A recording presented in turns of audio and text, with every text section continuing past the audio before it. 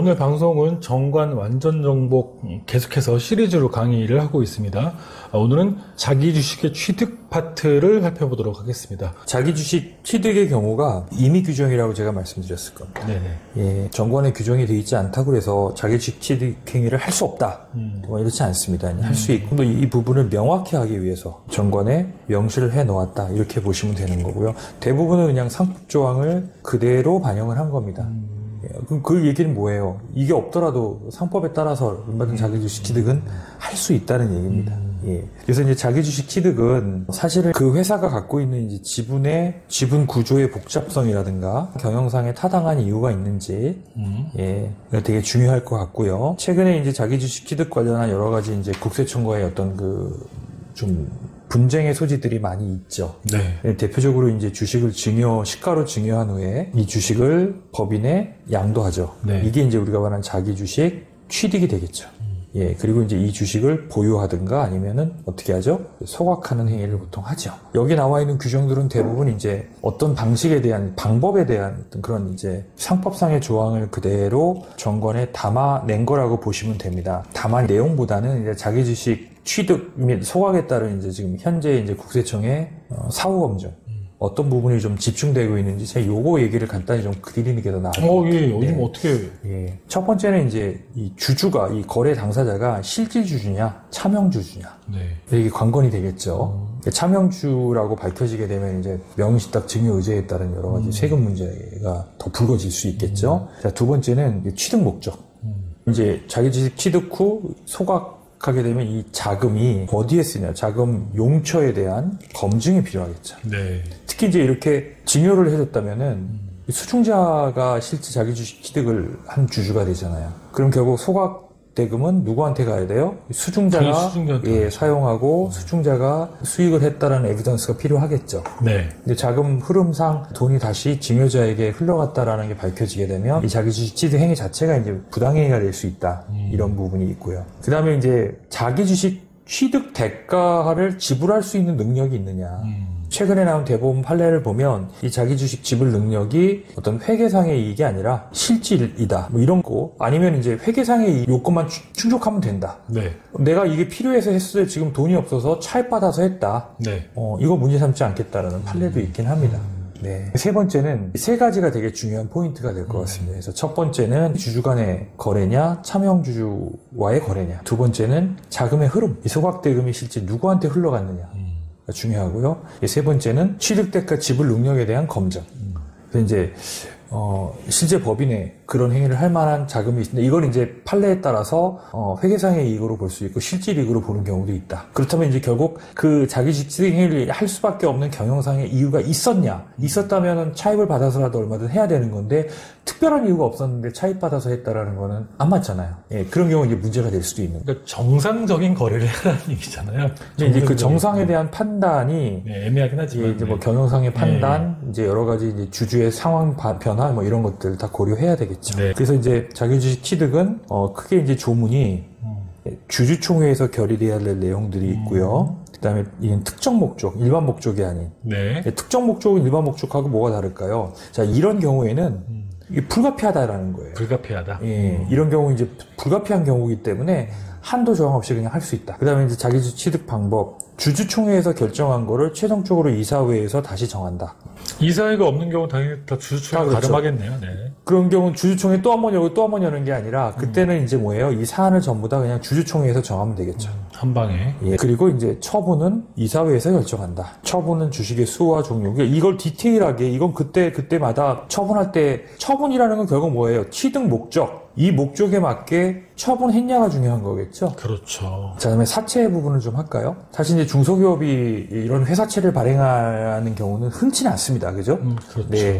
흔치 않습니다. 여기서 말하는 사채는 이제 개인이 빌리는 게 아니에요. 그래서 여기서 이제 그게 전환사채, 우리가 이걸 이제 10이라고 하죠. 네. 컨버터블 본드라고 하고, 신주 인수권분 자체를 이제 뭐라고 그러죠? BW라고. 네. 그럼 일반 사채하고는 뭐가 다를까요? 이런 전환사채나 신주 인수권분 사채하고는. 둘 다 부채라는 점에서는 틀림없어요. 네네. 부채라는 점은 공통점이 있는데, 그러면 부채도 우리가 부채 질이 있잖아요. 네네. 일반 개인적인 사채하고 전환사채나 신주인 인수권부 사채하고는 이거는 경영권과 관련돼 있지 일반 않나요? 사채는 그냥 빌려주고 예, 돈 현금을 받는 거고. 네. 네. 이 전환사채나 신주인 인수권부 사채는 내가 상황에 따라서는 뭐야? 주주가 될 수도 있다. 전환이 되는 거니까. 예, 주주가 될 수도 있다. 조금 더 뭐예요? 회사채나 물론 전환사채 이런 경우가 부채 비율에는 다 부채 계산할 때는 부채로 계산이 되지만 좀 더 부채의 내용을 볼 때에는 이 전환사채나 신주인 인수권부 사채가 조금 더 기업의 신용도를 높이는 데 기여도가 될 수 있다. 네.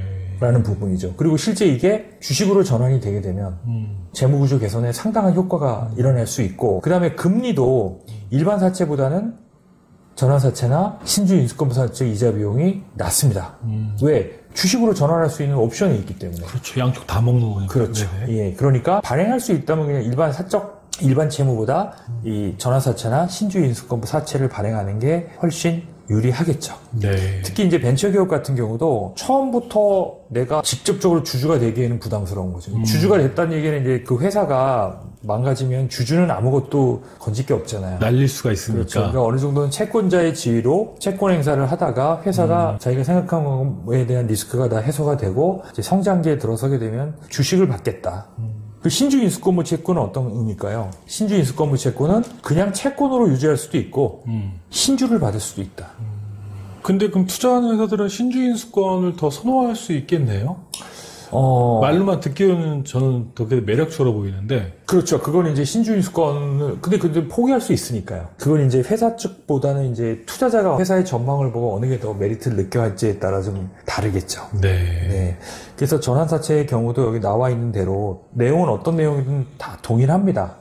네. 그래서 전환사채, 신주인수권부 사채, 교환사채 등을 발행할 수 있다라는 이제 그 개별적인 총론은 다 동일하다고 보면 돼요. 다만 이제 이거를 조금만 더 구분을 해서 한번 이해하는 차원에서 좀 설명을 드리자면 아까 말씀드린 이제 전환사채는 주식 전환권이 있고 권리가 있다는 얘기죠. 옵션이 네네. 있다는 얘기고 신주 인수권부 사채는 바로 신주를 인수할 수 있는 거예요. 신주 인수권이라는 게 있는 거예요. 네. 교환사채는 교환권. 네. 무슨 교환권이냐? 내가 갖고 있는 채무와 이 회사가 갖고 있는 자기 주식이나 다른 주식하고 교환할 수, 교환 옵션이 있을 수 있다는 거죠. 자, 그 다음에 이제 공이 세 개 다 뭐예요? 채권이다.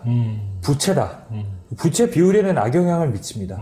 그렇지만 이제 같은 부채라도 이건 언제든 주식으로 전환하거나 할 수 있는 부채다. 이렇게 이해하시면 되겠죠. 네. 네. 자, 주주총회는 뭐 정기주주총회와 임시주주총회가 있다라는 건 뭐 내용은 기본적인 건 다 아실 거고요. 이 소집 통지 및 공고만 좀 설명을 드리도록 하겠습니다. 제가 한번 읽어볼게요. 네. 주주총회를 소집할 때는 그 일시, 장소 및 회의의 목적사항을 주주총회일 2주 전, 회사의 자본금 총액이 10억 미만이면 총회일의 10일 전, 각 주주에게 서면으로 통지를 발송하거나 각 주주의 동의를 받아 전자문서로 통지를 발송하여야 한다. 제1항에도 불구하고 회사의 자본금 총액이 10억 미만일 때는 주주 전원의 동의가 있으면 소집 절차 없이 주주총회를 개최할 수 있고 서면에 의한 결의로서 주주총회 결의를 가름할 수 있다. 네. 이렇게 이해하시면 될 것 같아요. 10억을 기준으로 자본금, 네. 10억을 기준으로 10억을 초과하느냐, 이제 10억 이상이냐, 10억 미만이냐. 자, 10억 미만인 경우에는 통상적으로 이런 절차 다 생략. 그냥 총주주 동의서만 받으면 돼요. 동의서는 뭐 이거는 주총 사전에 받아도 되고요. 사후에 받아도 되고요. 그래서 모든 주주가 소집 절차를 생략한다라는 동의서만 받으면 이 소집 절차가 필요 없는 거예요. 근데 이제 10억 이상인 법인은 반드시 뭐를 지켜야 된다? 소집 통지를 해야 된다. 몇 주 전에? 2주 2주 전에. 전에. 예. 예. 10억 넘는 경우는 2주 전에 소집 통지를 해야 된다. 소집 통지는 반드시 뭐예요? 서면으로 통지문을 발송하는가 전자적 방법으로 할 수 있다. 팩스나 메일. 할 수 있죠. 네. 근데 이제 조그만 법인들은 확실히 내가 이 소집 통지를 했다라는 거를 명확히 하기 위해서는 뭐 등기를 보낸다든가 해서 그렇죠. 그 근거를 좀 명확히 남겨놓는 게 이건 뭐 아날로그 디지털의 문제가 아니라 명확한 그 행위를 했다라는 거를 남겨놓기 위해서 그 증거력을 확보하기 강화시키기 위해서 우편으로 보내는 경우도 있다. 네. 그렇게 보시면 될 것 같습니다. 그 다음에 이제 서면에 의한 결의는 주총의 결의와 같은 효력이 있다. 이건 이제 서면에 의한 결의를 하고 거기에 이제 모든 주주가 동의를 하는 겁니다. 실제 참여하지 않고 그냥 서면에 의한 결의, 그 결의 내용에 이제 주주들이 사후적으로 동의하면 절차가 마무리되는 거예요. 네. 그래서 이것도 주주총회에 관한 규정을 준용하게 돼 있습니다. 소집지는 꼭 거기서 안 해도 되죠. 예, 인접 지역에서 해도 됩니다. 이렇게 이해하시면 되고요. 의장이나 질서 유지권, 주주 의결권 한 주마다 한 개씩 한다. 이거는 뭐 굳이 제가 설명드릴 네. 필요는 없을 것 같고요. 네. 상호주에 대한 의결권 제한 얘기 한번 잠깐 드려볼까요? 자, 이건 무슨 얘기냐면 A가 B라는 회사가 있어요. 네. 이렇게 지분을 갖고 있고 얘가 얘 지분도 갖고 있고 예를 들어서 어떤 회사가 우리 회사 지분을 25% 사들이고 있어요. 이게 이제 의결권 행사하면 우리 경영권에 문제 있잖아요. 반대로 내가 이제 이걸 이 회사 주식을 또 사죠. 그래서 여기 보면 이제 10분의 1을 초과하고 있는 경우에는 의결권 행사를 할 수 없는 거예요. 이건 이제 경영권 방어 목적으로 상장 기업들이거나 상장을 계획하고 있는 기업들 같은 경우는 적대적 M&A 대상이 되는 기업들은 조항을 넣는 게 유리하겠죠. 네. 그렇지만 뭐 일반적인 중소기업들은 크게 이 조항에 관련될 수 있는 이벤트가 생길 가능성이 상당히 적겠죠. 의결권의 불통일 행사도 한번 알아볼까요? 자, 이건 이제 불통일 행사가 뭔지 정도 개념을 좀 이해를 해야 될 것 같아요. 생소합니다. 이거는 뭐냐면, 예를 들어서 이제 명의주주가 하나 있어요. 그런데 이제 이 명의주주에는 실질주주가 A, B, C가 이렇게 있을 수 있어요. 예. 그러면 이제 원래 이 사람은 이제 D라는 명의주주는 자기가 다 이거 통일해서 한 번에 행사해야 되잖아요. 그죠? 실질 주주는 다 다르기 때문에 이 실질 주주의 주주권을 좀 더 인정해 주는 거예요. 근데 이거 선택의 여부는 누구한테 달려있다? 회사가 이거를 거부할 수 있는 거예요. 나는 불통일 행사를 하겠습니다 라고 했지만 결국 뭐냐, 내가 100주 갖고 있지만 얘 거는 찬성을 하고 얘 거는 반대를 하고 얘 건 포기할 거예요. 이게 불통일 행사거든요. 네. 회사는 야, 그런 거 하지 마, 우린 그냥 네가 다 해, 거부할 수 있다는 거예요. 사실 중소기업에서도 뭐 이런 경우가 발생되는 가능성은 많진 않죠.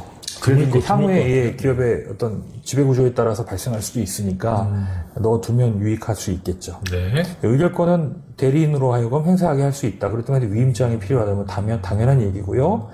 출석하지 않고 서면에 의한 의결권을 행사할 수 있다. 네. 당연합니다. 네. 주총의 결의 방법 한번 볼까요? 네. 네. 이게 제일 중요할 것 같아요. 네. 아시겠지만 이제 주총의 결의 방법은 이게 상법에 나와 있는 거고요. 네. 이 상법에 이제 일반 결의와 특별 결의가 있죠.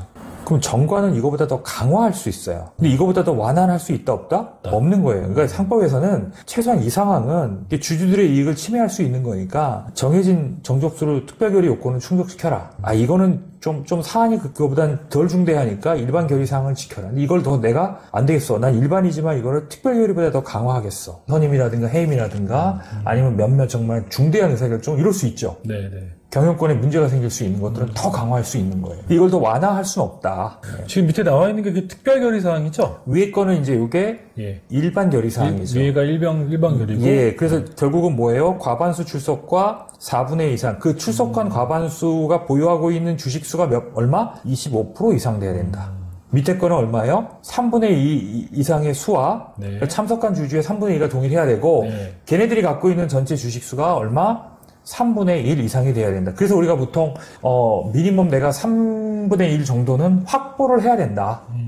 특별결의 사항만 한번 읽어보겠습니다. 네. 1. 정관 변경. 2. 자본의 증가. 3. 회사의 합병, 분할, 해산, 청산. 회사의 영업, 자산 또는 양도에 관련된 부분이네요. 5번째, 이사, 감사 및 청산인의 해임. 6. 자본의 감소. 7. 주식 매수 선택권을 부여받을 자의 성명, 부여 방법, 행사 가격, 행사 기간에 대한 부분. 8번째, 법령 규정에 의한 경우. 이게 이제 특별결의 사항이라고 보면 될 것 같습니다. 그렇죠. 근데 내가 정관에다가 이 중에서 일부는 이 부분을 더 높일 수 있다는 거죠.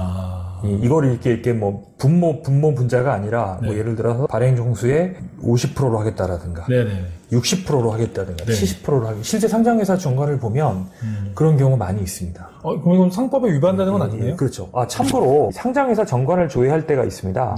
금융감독원의 전자공시 시스템에 들어가면요. 기업을 조회할 수 있고요. 거기 가서 이제 기업의 사업보고서라고 있습니다.